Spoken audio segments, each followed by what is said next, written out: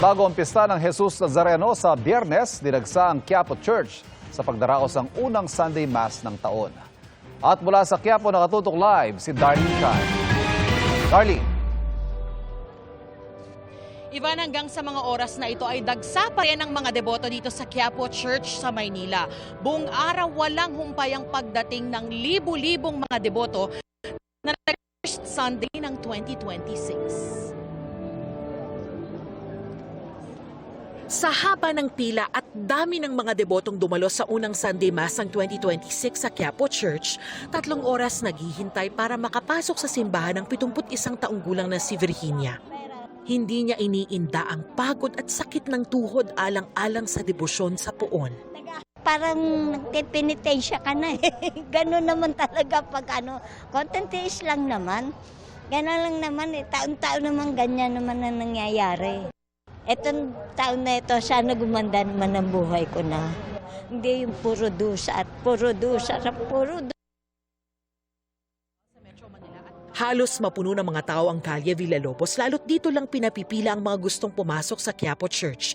May mga deboto ng sa labas ng simbahan o sa labas ng mga barrier na kinig ng misa.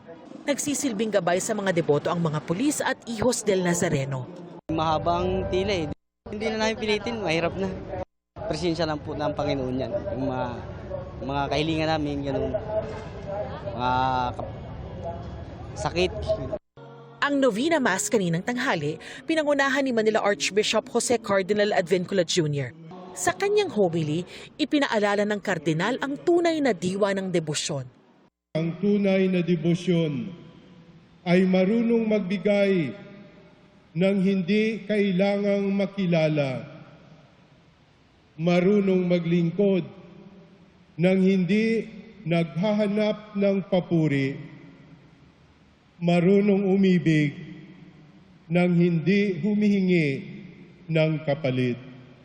Mahigpit pa rin ang seguridad sa paligid ng Quiapo.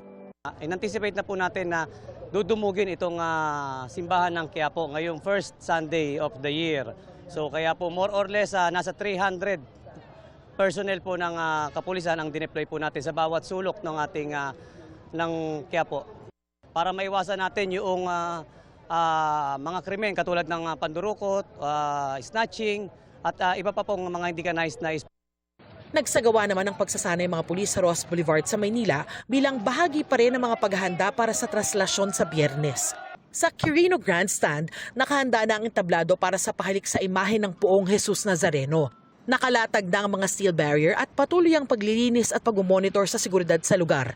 Bukas, mag-ocular inspection sa Quirino Grandstand ang mga opisyal ng Quiapo Church. Ivan, mabigat na yung daloy ng trapiko dito sa southbound ng Quezon Boulevard dahil nga sa dami ng mga nagsisimba dito sa Quiapo ngayon. Samantala, yung DOH ay nag-anunsyo na magdedeklara sila ng Code White o mataas na alerto sa kanilang mga ospital sa Metro Manila at mga karatig na rehiyon para nga sa paparating na traslasyon sa Biyernes. Yan ang latest mula rito sa Quiapo, Maynila. Balik sa iyo, Ivan. Maraming salamat, Darlene Kai.